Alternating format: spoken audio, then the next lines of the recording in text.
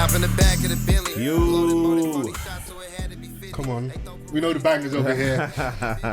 Was that Mozzie Vans? Come on, yeah, man. YG, Mozzie, and Blast. Am I right in saying that they've got I see something about YG and Mozzie going to have a joint project? Yeah, I think so. That makes sense. They've got nice little chemistry there. Nice little run. Yeah. That's a new one, Perfect Timing, featuring Blast. I hadn't heard that, but as soon as I heard Mozzie's voice, I was like, yeah, he's cold stone. He's got some of the best projects from the West the last couple of years for me anyway. So Yeah. And Blast over the last year or so. We're going to definitely see more of them. It's going to be like that whole resurgence when Ty Dolla $ign first came out, Mustard, and YG. Yeah. So did you play that because you saw me wearing Cortez? Do you know what? The stars aligned. I've just been banging it all day, so I thought, that's the mood that I was in today. You know, sunshine. Like the weather's been a bit booky. It's been a bit moody, innit? Yeah, man. Throughout the day, actually bank holiday weekend, everyone was thinking, like, we deserve at least a bit of good weather. Yeah. But on Monday, peak.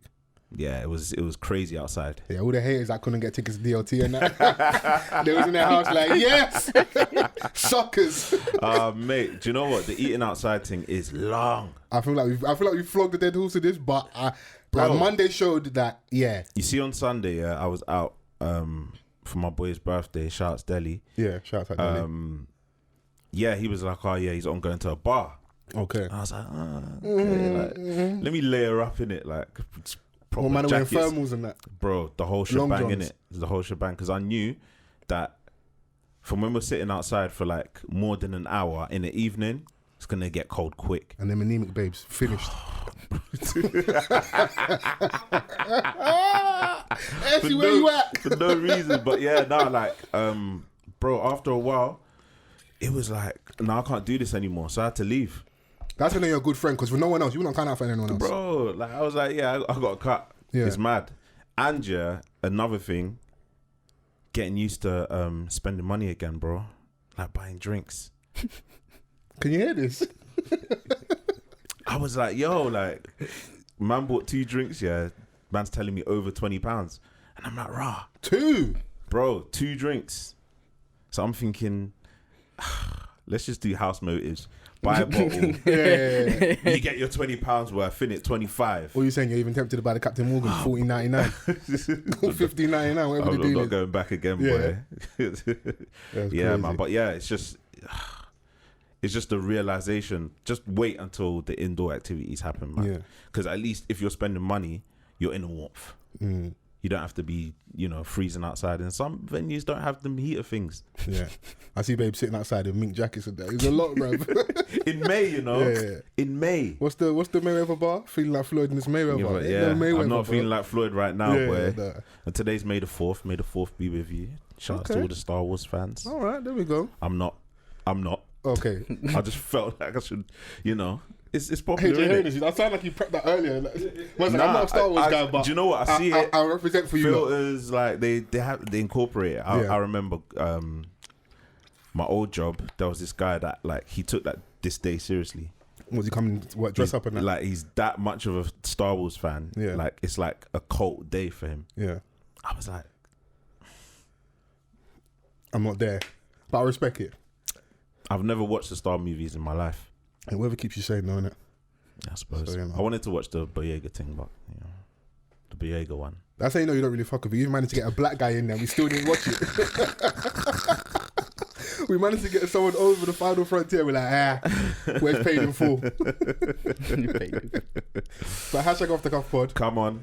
A good honest conversation, never hurt anyone. Yes. If you're listening for the first time, my name's Fols Forever Mr Vans. We've got Chrissy in the cut, H is in the cut, family's in the room. But we've got a guest this week. Yeah. Am I pronouncing your name correctly? Sebastian Thiel. Thiel. Yeah, that's Thiel. close. That's close. Yeah. I'm not too fussy. I got a list. Forgive me. Yeah. That's my get joke. I'm sorry. It's not my fault. Award winning. Yeah, there we Director. go. Yeah, thank you, man. Something like. Thank you. Yeah, a little bit. Trying, just climbing. Yeah, man. No, I'm happy. But yeah, I'm a director, writer, producer, and I run like a few businesses as well. Yeah, that's dope. That's dope. We'll get into everything properly. But how's everyone doing? Yeah, I'm good, man. Yeah, healthy. I feel good. Yeah. How you doing, Seb? Good? Yeah, I'm good, man. Like Dreaming Whilst Black just came out, and then it came out on BBC One. Dope. And that's been like it was really intense process, and now it's come out, and it just feels kind of good to have the world see it, really, man. Yeah. Super dope. And life-wise, I'm just trying to get back into a fitness routine, man. Okay. This COVID, this lockdown finished me, man. So now it's like trying to get back into that routine. What's your snack of choice? Snack? When you're indoors. Oh, damn. Oh, man. There's not a wrong answer, by the way. Yeah. I'm trying to think, man. Like, it's like either crisps or like, I love ice lollies. Oh, there we go. Yeah. I'm the worst. But I mean, like, Twisters. I love Twisters. But that's not really a snack, innit? But I mean, creature comforts going when you're indoors. I was caning really the biscuits. I love biscuits as well. Fox's biscuits. I was fan. I'm a Haribo's don. Giant strawberries is my thing. Van's the only person that can like pull up to my house and like have like a request like, oh, you got them giant strawberries from me and that. It was all facts and that. He would be almost disappointed when you give him the Star Mix. Like, bro, you know my thing, man. Yeah. Bro, I've evolved from the Star Mix, man. That was early doors. Yeah. But, you know, that's the thing. But you know, we can dive into everything properly. So was it last week we spoke about Dream Whilst Black? Yeah, we did. So amazing show. Saw the pilot. Stars. Well, the character's Kwabena. Yeah. Who's obviously a young creative but still has to hold down a 9 to 5, which I feel a lot of us can relate to. 100%, you know, having that day-to-day hustle, but you've got this thing you're dreaming about, that you're trying to get off the ground, but for whatever reason you just can't do it. Yeah. And obviously you can say it better than I can. The show basically goes with him on his journey of trying to get this thing off the ground. So what was what was the backstory on like writing and producing this pilot? Oh, so with Dreaming Whilst Black, with that particular series, I never wrote Dreaming Whilst Black, but I directed it. Cool. And it was a series that was like a web series, smashed it. They got a lot of awards for it, and I loved it. I was a huge fan of the web series. And then he, 5 years later, started having a show in development with BBC. They picked it up, and then I got interviewed. I knew Ajani already. Okay. So Ajani's a writer and creator, co-creator of Dreaming Whilst Black. Right. I met up with him and the producers that interviewed me, and then I got the job to direct the pilot, which was dope. Yeah. So when was like the span of like how large was the filming process?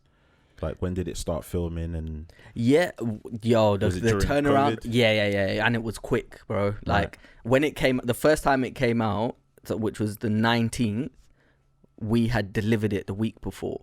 Right. And we were shooting. So in the space of a month, it was shot, edited, sent, and put on TV. Wow. So like, we shot it, I can't remember the month exactly, but yeah, it was a very short time span.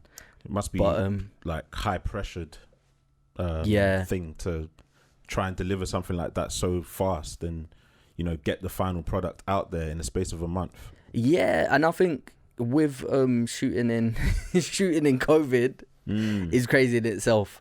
Like, there's so many there's like restrictions, and just like having to talk to people or communicate with actors whilst having the mask on, just kind of it adds a layer of disconnect, like for me anyway, because I love working with actors closely. So that, along with other things around COVID, just made it a challenging like process, especially within the time frame. But I think we done a good job, man. I hope so anyway. Oh, listen, like we were talking about it last week. Yeah. And I'm like, since then I've been looking for it. I'm thinking like, where's the next episode? Why is it taking so long? Like, what's going on? Asking so many questions. So obviously now that you're here, you probably know a lot more. You can give us information on that. Yeah. So the way this works is like, this is a pilot, right? So depending on how BBC feel, I guess, I don't know exactly how they decide, but depending on how they feel, we'll get a commission for a series, right? And then so literally it's just a waiting game. Like the production company will find out whether it's being taken on or if it isn't, and then they would have, I guess, the choice to make maybe make it with another channel or something like that. But that part's more for the creators and producers. Yeah, because BBC is like a business, so I can imagine in order for them to pick a show up, they need to see that it's doing good numbers. Yeah, it's like numbers, but I think sometimes like people's reviews and that energy and that kind this needs to be made, maybe sometimes that can play a part. Trending on, because on Twitter and stuff? Stuff? Because haven't you seen things get picked up that you're like, why is this getting picked up? And ratings, the ratings. Care to share? No, but I mean, like, think of, for example, Top Boy done really well. Yeah. And then it never got picked up. Yeah. And it wasn't Do you get what I mean? Kind of doing what he did. Like what happened? It just disappeared. So that's the opposite of what I'm talking about. But I mean, you know, you can have a show. Sometimes they make shows that are, you know, because they maybe, I don't know, that they fit some sort of niche or something, and they make it out of that maybe. And like whether it fits their schedule. You're right. Yeah, what they have running. Yeah, there's so many layers that I'm not privy to, because this is where it just gets into the machine of channels and their responsibilities, and sometimes they have targets which are like, you know, we're looking to do things that are outside of London this year. So, you know. Okay, yeah. So essentially what you're saying is not purely stats based. It could be for a number of reasons. But I don't know those. Right. But basically, I don't know those reasons to make sure the number is as high as possible. Yeah. Like if you have numbers that are undeniable, then it's like, yo, we're gonna make it. But if everyone's talking about it, like right now on Twitter, you see so many people talking about the producers of The Office, like people just do nothing, like loads of different like execs, and just the general public are saying how great they think it is. So maybe that will play a part, hopefully. So what analytics matter to them in terms of like metrics? Obviously the actual viewing figures. So viewing on iPlayer, I guess, which I don't think goes out to the public. But then they have something called, I think, overnights or something. So when it's on BBC One, they let you know like how many people watched it, and they might compare that to the average of how many viewers usually watch at this time, and then compare it and see if it works. And then say trending on Twitter would obviously hashtag mentions. Those things play a part as well. Yeah, but you never know, man. Like, so I'll give an example. When I done just a couple for BBC as well, I done it first on my channel on YouTube. And the numbers, it wasn't a viral web series. Like we had maybe like 30,000 views or something. Whereas, you know, I know people, or I've had other shows that have had like 100,000 or 1 million views. Those shows never got picked up, but this show got picked up. Yeah. So it's not always numbers. It's not always, it's just, we don't know, bro. There's got to be some sort of criteria that fits what they're trying to do at this time of year. And at the end of the day, it's people, innit? That's one thing that I always need to remind myself. It's individuals. So there's an individual or a group of individuals that make that decision based on, I don't know. But you know, it's just annoying. It's like we're trying to present our stuff to certain people. They have the final say, but on a certain level, we're still kind of out of the loop in regards to what the criteria is. And I think we'll never be comfortable with. They'll have that discussion with, I guess, a bunch of people. That ultimately make the decision. You know? But you know, like we got to make sure that we promote this properly, like because. I don't know if you've seen, but there's always been a call for a more diverse show on TV. Like aside from, you know, what we see with the Top Boys and stuff, we want to see. I said it last week, Sex, Money, Murder, bro. You know the vibes. You know, guns and gangs. Well, there's a call for it, and it's there. So you want to see people like actually tuning in and watching a show like that. Yeah, because I feel like it's relatable to a lot of us. Yeah, and I think that's one of the things that drew me to the project. Like I really loved the story, what it's trying to say through the content, and I think if it has a longer time to last and live, like it will be a really important show, man. Like I think the pilot just touched on the surface, you know, like the things it can and will explore will be amazing. Like, so Fingers crossed, man. Yeah. Fingers crossed that they make it. Fingers crossed, man. Like we keep on saying. Yeah. You know, with it had so many different elements in it in 25 minutes. You lot covered a lot still. Yeah. There was so many things. The nuances in the office, the little microaggressions. You know? So what would you say? What was your favourite bit in the show? Yeah, in the show. It's hard, yeah. Let me tell you something. Like, as a filmmaker, you always think about your experience on set. So when I think about my favourite bit, it's hard to detach. Yeah. So it might from like what was going on. Okay. Like, my favourite bit might have been like a really hectic time on set. Yeah. So I'm trying to think of, like, as a show, I would say, I really like anything with Adam. Like, all my favorite scenes have Adam in there, which is the guy that talks about dating a black girl. Yeah. So Donnie was like, has she got a size expectation?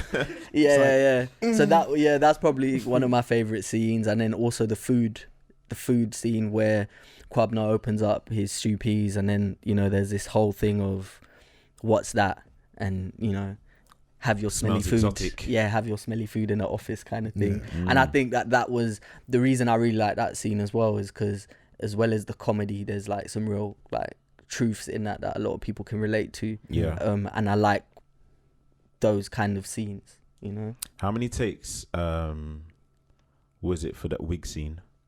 For the wig scene, oh man, where the wig got draped off on a bus. there's that's a yaga yeet. yeah, there was quite a few, because we tried different things and some things weren't working, and it's like it wasn't like like we're working at a quick pace. So I would say, I can't even remember, man, but quite a few for different parts, different scene. It would be sick if it was shots, like improvised. What, that's improvised? Yeah, do you know how dangerous that would be? We'll get into it. Yeah. But it would be sick. Yeah. Nah, that would have been dope. Yeah. Well, take us back a little bit. So obviously we've got Dreaming Whilst Black, but I know that this is like the most recent thing you've done. Yeah. What's the backstory? How did you get into film, directing, production? Yeah, so, bro, like, I love basketball. I still love basketball, but basketball was my thing growing up. Yeah. When I was young, heavily into that. And then, you know, I thought I was going to be an NBA player one day. We had like, it got to this point where I had like scholarship interest. Me and my friends were meant to go to a camp. And then at the airport, our coach comes out and he's like, "Oh, the sponsor pulled out of the tickets or something like that." So sound like Hush Puppy. Went back. Bought your tickets for you lot. It's one of those sad stories, bro. I was at the airport like, "Oh man," I was like 16. I was like, "Oh, we're gonna go back home and he's gonna tell us if we can That's peak. go the next day." Yeah. Don't have me come all the way to the airport and then I didn't even tell my parents or anything at that time, because I thought it was gonna get sorted. And then after it never got sorted. We tried to raise the people that could afford paying for the ticket went. The people that couldn't stayed. My parents couldn't afford it, so me and a couple of other players went on like Choice FM and all these different places to try and raise money. Crazy. We raised a bit of money, but it wasn't enough. Like so then after that, I think I was a bit embarrassed to go back to college, because I was like already talking to people like man was talking smack. Man's out. Yo, I made it, bitches. I told y'all niggas, I told y'all. I'm out. But the thing is, at the time, I didn't think I was embarrassed. Do you get what I mean? At the time, I was like, I was taking ownership, and I was like, I'm not going there. I'm going to take a gap year and do this. But looking back, I was like, I think I was embarrassed, and I didn't want to go back. So then through that, I started looking at hobbies that I was doing. I took a gap year out of college, started doing graphic design, made t-shirts with like funny slogans. I was inspired by Boy Better Know at the time. We used to use the same print shop as them, actually, in Tottenham. And then when I made those t-shirts, I wanted to make an advert for the t-shirts. And one of the adverts was called How Not to Chat Up a Girl with A-Dot comedian, and that went like viral. Is that one where he's wearing the blue jacket? Yeah. Okay. And I need to find that clip. Yeah, and he's like hilarious. He's chatting up the girl and all of that. But that was to promote the t-shirt. It wasn't like to make a sketch. Yeah, so then because it was called Drop Me Your Digits or something. But then from that point, when that went viral and it was on like World Star Hip Hop, I was like, oh shit, like the videos doing much better than the t-shirts. Like maybe maybe I should maybe man should change Man, what like, he's you doing. know what? Fuck these tees, man. Yeah. That's good analysis, And then- that's good self-analysis right Yeah, there. and then I literally, from that point onwards, like I was about 19, I was like, look, let me put all my focus into this. Started to learn via YouTube, tutorials, taught myself, tried to get, find ways to make money to make content. And that was my journey into film, really. That's sick, man. Like, Yeah. because it's not the conventional story of like a director, you know, like, oh, they've always wanted to do this. They had the eye from. I went to the Brit school. Yeah, they had the eye from early. Like, you know, you had the basketball story. Yeah. You know, and it didn't work out. You can't even tell like a babe's like, oh yeah, I hurt my knee, so that's why I didn't make it. But you know, it's fine. Go off. But you know what's You mad? know? I think bare man them have that story, but it might not be basketball, but it would definitely be football. You know, Yeah. everyone's got that football story where Yeah, like, everyone's oh got man, that. it I was gonna never. make it. I was gonna make And it. And then you check, my man was only playing for Tooting and Mitchell. I'm like, man. Bruh. Okay, the violence. It's the truth, though, bro. Yeah.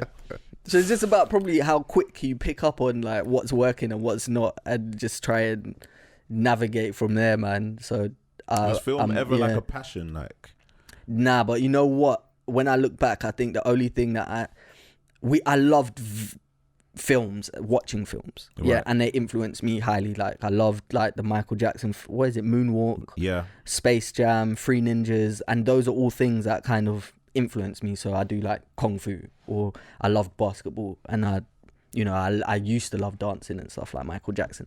But I mean, in terms of filming, no. Like the closest I would say it got to was when we were leaving in secondary school, like year 10. I used to take a VCR, like not VCR. Am I saying it right? A camcorder or whatever you used to call it. yeah. The ones with the tapes. I used to take that to school and just film madness in the playground.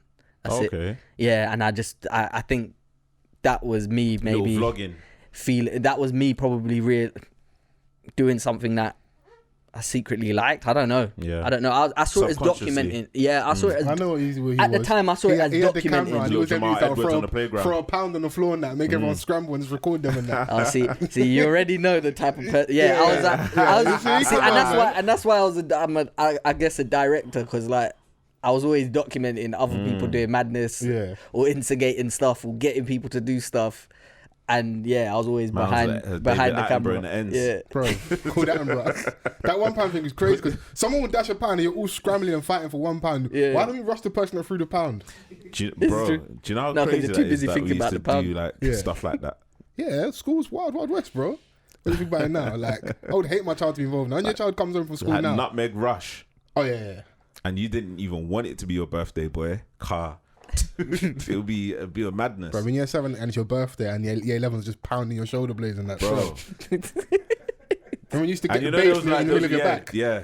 When you get a punch in your back and you got that bass, Yeah. and there was always a Donny that took it too far, Yeah. and then it turned into a scrap. Crazy. Yeah. And you filmed all of that. yeah. You got Crazy. some classic I've footage got you put out some there. classic footage. Yeah. I'm not gonna lie, man, and that's like been inspiration for some projects that I'm working on at the moment as well. But I've got loads of footage. Like my friends hate me for it because I've got them slipping. I've got so much. Are you the guy like on like wedding day when it comes to the speech and that you've got all the stories, all the... I have. Yeah. I've got because I keep everything compiled like good, like backup hard drives. No, you need that though, man. You need memories in that though. for man. It's memory, good, yeah, man. for memories. So what was your so obviously like I said we've met at this point, Dreaming Master Black. We're getting a bit of the backstory with regards to like basketball doesn't work out. You do the t-shirt thing. You kind of stumble on the sketches and like you're doing now graphic design, self-taught YouTube. You're getting into like directing yourself. What was the show or series or whatever which like made you like gave it a realization? Okay, cool. This is something I can do.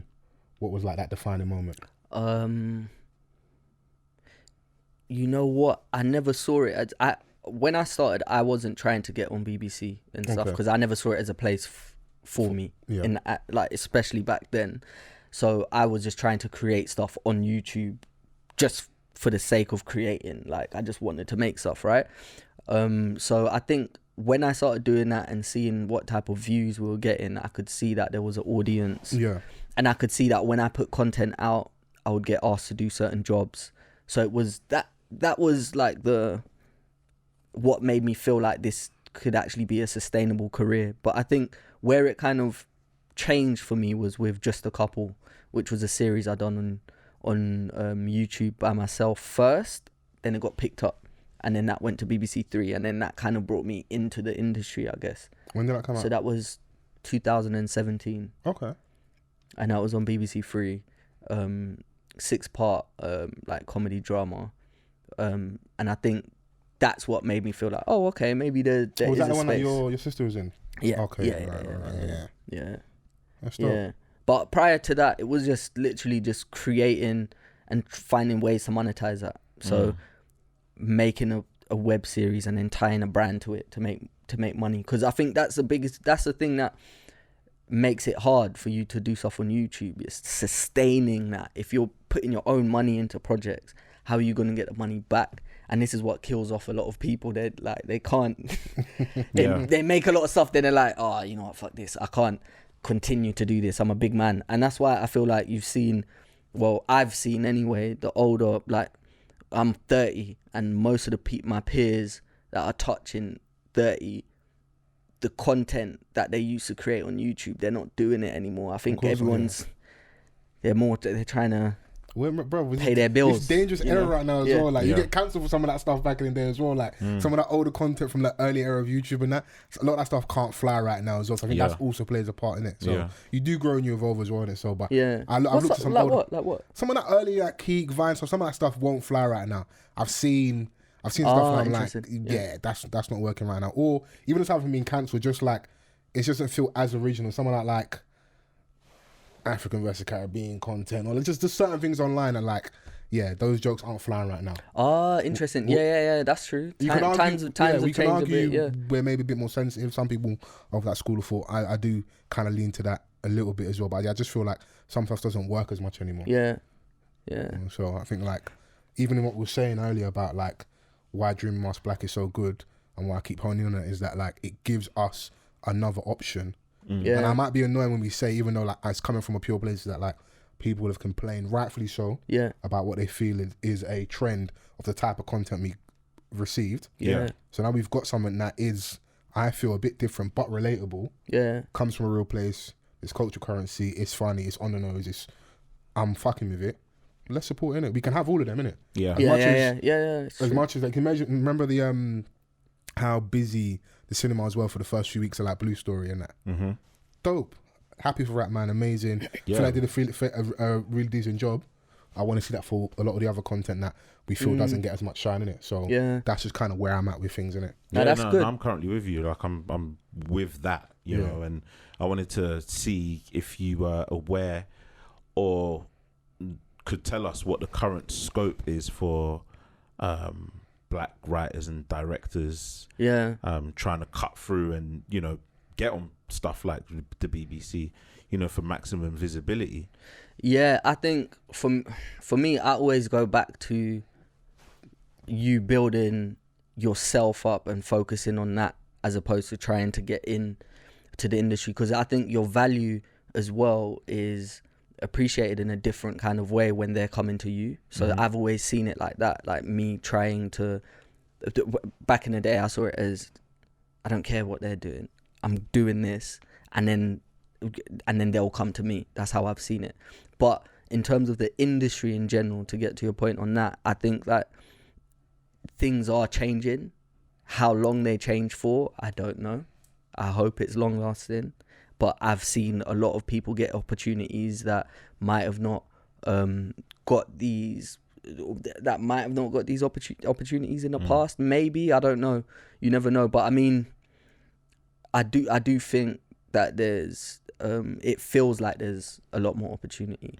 And do you guys, like, do you young black creatives band together to try and push yourselves forward, like as a collective, rather than me being the one that makes it and you lot fend for yourselves? See, the thing about directing and stuff is it's a little bit different because you can't really collaborate with the director. You can co-direct something. So because the reason I'm saying this is what you're saying excites me, right? Like people being able to do that. Yeah. But to do that, it's hard for you to band together when it's such a solo job. Yeah. But I think in terms of supporting each other, I'm seeing much more. Yeah. So much more support. I mean, that's the least industry. that you can do. Like you said, it's a solo job. You know, how you direct a movie is going to be different to, you know, it's not like you're in front of the camera as an actor. Yeah. You know, where there's a network of actors that are pushing, you know, their peers forward, collecting roles. You're in charge of the product, essentially. But you can band together in terms of like producers and like all other heads of departments. So like a first AD or producers or camera operator, or like you can all kind of you can connect with everyone and kind of refer people to different jobs. I'm just saying, it's like, it would be dope if you could have this movement of directors, for example, and have them push each other, but I don't know what that looks like, because I just don't know what that could look like, unless it was like some sort of anthology or something where you do like where you do a project where you have like 10 people direct each episode or something. Does that make sense? Yeah. So that's something that could be done to because for directors to move together. Wasn't Game of Thrones directed by someone new like every other episode? Or am I bugging? I don't know. But I mean, I feel like. But I mean, it's usually TV series usually are though. Yeah. So if when Dreaming Whilst Black, if it gets picked up, you know, I wouldn't do all of them. Yeah. I'll do like a block, like maybe like 3 episodes. Someone else would do 3, and that's how. That's how it would be most of the time. Okay. Yeah. That's dope, man. Do you reckon we could do that in like podcasting and stuff? Like a network? Yeah. I think there is like one. There is like there's been networks in the podcast space, you know, like and even if it's not like in some sort of official paperwork, we still all support each other. Yeah. And that's like, you know, male or female podcasts, you know, like that's like that movement. Not movement, but there was this group, unofficial group. I can't remember what it was called, but it was Erykah Badu, D'Angelo, Common, like a few people. It was Aquarius or something like that. Named Sounds after about right with that name. Something, because they were all born in the same. They all had the same star sign or something like that, and they formed like this collective where they would kind of support each other and stuff like that. But Bear Sage in that dressing room, incense. But yeah, I think those things are needed. But you know what becomes difficult? It's this whole thing of, if you are in a group, who owns the thing that owns the who's group? Head honcho, and who's like, so that's where all these things, politics start to come into it. Yeah, it's all about playing your position at the end of the day. Yeah. You know, everyone knows what they bring to the table and stuff. So, I mean, it doesn't necessarily have to be political, but, you know, people are people. Yeah. How good are you like playing your position? And do you know what that looks like? Yeah, I don't know what that looks like in my world. Yeah. Do you know what I'm saying? Like, I know that I have responsibilities. You know, we have a joint responsibility in what we do with the podcast. Yeah. You know, I have a responsibility, you know, in my personal life, you know, so playing a particular position, I have to be like in some sort of, I don't know, hierarchy. Yeah. You know, so I'm pretty free-spirited in a way. So. Yeah. That's good. What do you reckon, Is Vans free-spirited? Do what I want, man. Yeah, I do what I want. There you go. That's when you go Rogan now. I do what I want. Yeah. What about you, sir? What about when people... So I think sometimes it becomes a thing where I think I can play my position, but it's when other things around that are just not going... Like, people aren't playing their position. Okay. And then I'm like... So you get your Roy Keane I need to like... Now I need to play the position. Okay. Do you get what I mean? Yeah. And sometimes that needs to be done, though. Yeah, but sometimes it's like... There's a balance, isn't it? Because then it becomes a thing where it can be seen as, for example, micromanaging, right? Yeah. Like if you've left someone to do something, let them do it. But then if they're not doing the job right, you've got to step in. So it's a balance. So I'm all right, but I know sometimes, like, you know, it's micromanaging irks my soul. I can tell. Listen, your shoulders got tense. Listen, that micromanaging this stuff. I've seen you in a few weeks. Nah, man. Yeah. You know what I mean? Yeah, it's hot. Leave people to their devices. Yeah. Do you know what I'm saying? Like, but like I said, what if money? What if and what if? So that's where it becomes bad. Like, say for example, like you're doing something and your career's on the line, or money, big money is on the line, and that's down to something that someone is not doing that you could do in like a minute. All right, put it this way. Yeah. I understand the premise of micromanaging, right? Especially when you're the person that just wants to get things done. Yeah. However, don't micromanage me straight away. Yes, do you know what I'm saying? Yeah. Give me the opportunity to do what I need to do, and then I'll be able to do it. Yeah. Because I'm the type of person, if like you're constantly breathing down my neck, I'm not going to work to the best of my ability. Yeah. You know, like you have to develop a trust first. Yeah. You have to trust the person that you're delegating the job. 100%. That's why most of the job is done with who you hire or who you have some in the people first are like, place. you know what? It's less of a problem if I just do it myself. But sometimes, like, time is a thing that you can't control. So if you've got someone that you can delegate it to, like, trust them first. Yeah. And then if they're not pulling their weight, then, you know, you have a word, but not like hovering over someone. Like, it's some sort of ownership thing. I don't know. It's worse, obviously, because we're working from home. That hovering is obviously all done virtually, and that. Yeah. And you're just like, I want to tell you to suck your mum through the screen, bruv. Like, how many pings is man gonna get throughout the day? Are people just pinging you off and that? Nah, man, don't do that. Yeah. I'm sorry if it's triggering. Yeah, I mean, like, this was like at some stage of my career now. Yeah. You know, like, I'm in a pretty decent position where I'm left to do what I do. Yeah. You know. That's how I think people work the best like that anyway, man. It's like, and I think probably through COVID, a lot of people have realised that you can trust people to do their thing at home. There's a thing about like, leave them at home to express themselves. Even in football, like, you know, sometimes the best players are the ones who are left to just express themselves on the pitch. You know, they'll produce the results. Just leave them to doing what they do best. Yeah. No, that's very true. Look at a man like Tarapton at QPR. Just let a man do his thing, man. It will make things happen, bro. Yeah. If you let me do my thing, you know what I'm on. Yeah. I'm just gonna nod. I don't know anything about football. I like that. I thought he was gonna sit there and say LeBron, just like LeBron, You know, if you leave LeBron to do his thing, he will lead the team. I was waiting for him to say middle wing. Like my man, 6'9", middle wing.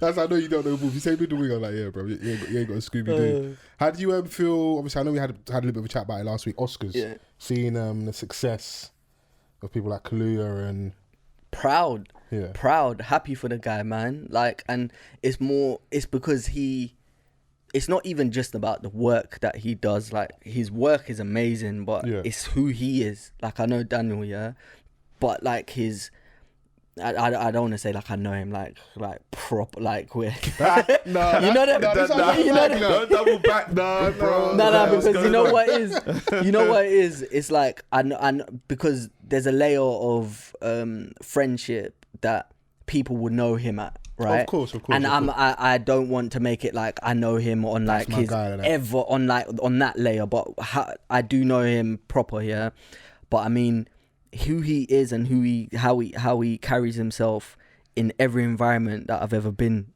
in with him is like so genuine and authentic. That's dope. And to see him like just be himself on like on a platform like that, I think is dope for especially young black Brits, because he doesn't change his voice or who he is. Do you get what I mean? Like like we've seen a lot of stars or people, and they might carry themselves with a particular kind of persona and their voice, and you can hear that where the voice is, it's not sitting in less bass in a comfortable place. But I mean, Daniel, he's him completely. Seen him on panels, seen him at talks where he doesn't feel comfortable being, you know, sitting low like this because he can't see the people, so he'll sit up here or something on the top of the chair so he can be with the people. Like I just love how he carries himself, man. Yeah. He's got a lot of charisma. And you know, he's likable. Yeah. Like alongside his talent. That's a major factor as well. His currency, bro. Yeah, man, like absolutely. Yeah. You know, if you're a guy that seems you're on top of the world at this point, but you're still approachable. Yeah. You know, like to people, that's a real star. Yeah, and the roles he's picked, how like the films that he's done, like he's marked himself in history with that. You know, like from Get Out to Black Panther to Judas, it's like he's had really good roles. It'd be interesting to see what he does next, though. Well, Marvel announced the second Black Panther. Okay. Yeah. Black Panther: Wakanda Forever, releasing on July 8th. Yeah, and he's doing 2022. Barney. So he says he's doing Barney. Yeah, he's doing some sort of thing with Barney. You might need to look it up. I can't remember if it's. I don't think it's him starring. I think it's like in development. But, but that would be interesting to see. Honestly, just a little bit left and just see like where he can take it to. Yeah, yeah. He's still got like a lot of longevity left in his career. Of course. So you're gonna see like different type of roles. 100%. He's young, man. Think about all the young. people that we've seen, like who we think of as stars, and like how old they were when they had those roles. Yeah. You know. Yeah, and he's got an Oscar now. The price has gone up. Yeah, talk to me nice, man. Price has gone up. Golden Globe, Oscar, and probably a BAFTA on the way. I think he won a BAFTA. Oh, he's won a BAFTA already? Yeah. I think I was confused. What was that? I know we were speaking last week, Mm-hmm. They've released, there's been like another nomination release. So there was BAFTAs earlier this year, am I right? Am I wrong? Yeah, so they have like TV ones, and then they have the film ones as well. That's right. So you were right last week. You were saying so the film one is coming up because it's usually it should after be the Oscars. Yeah, it should be. I can't add. Yeah, I don't. Sometimes usually, I don't keep track of that stuff. Usually it's like a week later. No, Vans is right. It's a Sunday later. It's not too far after. Yeah. But yeah, you know, like there's just so many opportunities for someone like Daniel and what he's doing for the British scene. Yeah. You know, alongside the Damsons and the John Boyegas and stuff, like, you know, eventually we're going to see a lot more people come through. Yeah. Letitia Wright's done her thing as well and doing her thing as well. Yeah. Who do you think? Guys like Samson Kayo. Samson Kayo, obviously Tom Mucci, and you know, Dems is obviously in Dream Mask Black as well. So a few guys. Who do you think's like next possibly? It's a big question. I don't know because I don't know how to answer that, you know. I don't know because there's so many actors that I'm really excited about. I'm still excited about Damson. Okay. Damson Idris, because I still feel like there's a film that he needs to do or will do that will shake up. I am with you on that. I do feel like that will shake up. I'm very things. impressed with Snowfall. Like, I think he's done a fantastic job, but I'm with that. Like, I think there needs to be a film. Yeah. I didn't love the Netflix joint with Anthony Mackie. Yeah, it's not bad. He had Farming. Yeah. He did Farming. Yeah. I haven't watched it, but apparently he done a good job with that. You know, he did a decent job. I think they missed a trick with interacting with British media over here. Yeah. Black British media. Yeah. Personally, that's just me speaking. Okay. Like they missed the trick a little bit because Damson come on the show, man. They both weren't. They're both him and I've forgotten the guy's name, Majestic from Get Rid of That Tram. I've forgotten his actual name in real life, but that's the guy's his story. Yeah. And he directed it. But they're both. Is it Ade? They're both based abroad predominantly, innit? So come over here, interact with the media, and let's raise the profile. Do you think that's where the disconnect is? Like him not necessarily, or we're not. Specifically for that film, Farming, I think that's where the disconnect was and is. He was quite vocal about that. It came through festivals and stuff. Yeah, I think it came from Festival. Yeah, so I think that. Because we were earlier, we got the trailer that earlier. I think we spoke about it months ahead before it came out. We had an episode we spoke about the film itself, our thoughts and opinions of watching the trailer, the whole theory of farming, and about a lot of the young couples that are coming from West Africa, or whatever, and were for whatever reason, didn't feel they could take care of their children adequately because they're working so lot. Yeah. And these kids were going to these obscure towns with minimal black people and having to live with these white families and the impact. And there's been like some small documentaries and stuff. There's even a few influencers that have been like, can come out and tell their stories like, I was farmed out. Right. Yeah. We actually spoke on that, but I just feel like they missed the trick with that just a little bit. But to your question, Vans, it's hard. I don't know. I wouldn't say it's hard for me to say there's a disconnect with Damson specifically because I feel like, Chrissy, you can give me your thoughts and opinions. I feel like that's the ladies' MCM right now. Yeah. So he's all over the internet. He's a a star boy boy now. But I feel like if media, like, he ain't done a Jonathan Ross. Yeah. He ain't done. I ain't seen a lot of shows from over here. But you've seen him, like, he's done the American ones. Of course, that's relevant. Oh, but that's what you mean. Where he is. I'm saying, like, but yeah. obviously, like, the time I felt for me would have been when he had farming, innit? Yeah. Like, I don't know. I don't know what their schedule was. I don't want to run, but you've got something that makes more sense over here. Even though yesterday the film festivals, I get what you mean. It made sense over here, but we didn't get much of a media rollout over here. Yeah, I don't know, maybe he's in the budget. He's more of a maybe in the budget, man.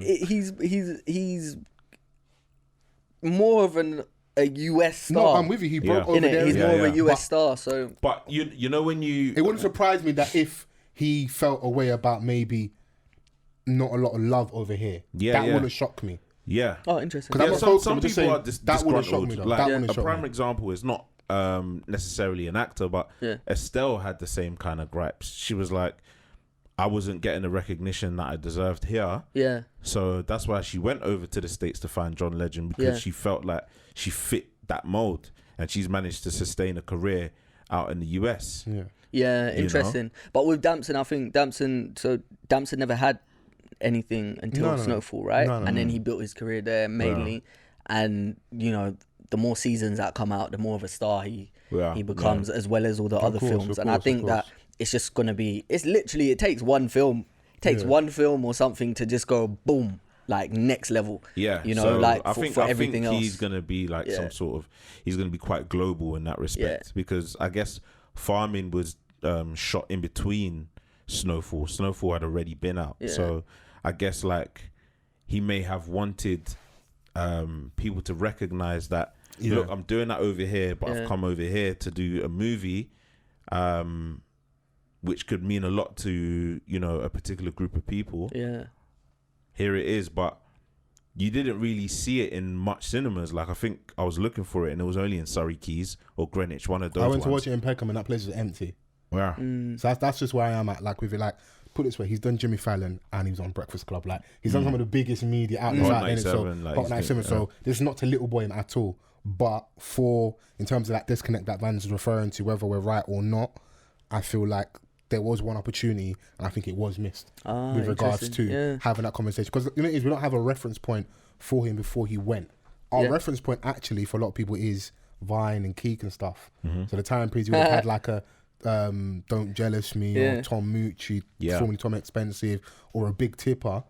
Damson was actually doing a lot of that stuff as well. I remember he's got a really good show reel of him doing, I think it's the American accent, and he's portraying Denzel.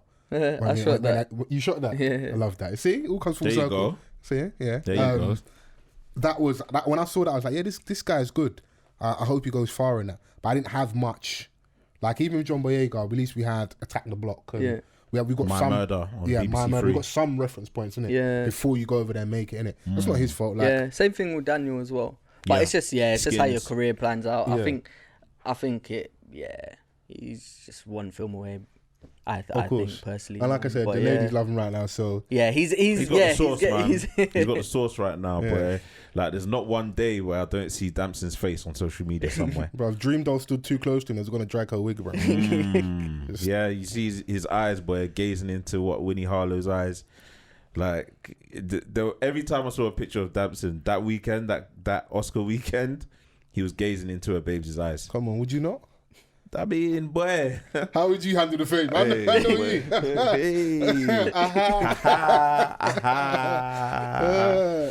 You can barely handle it now. That's a lie. But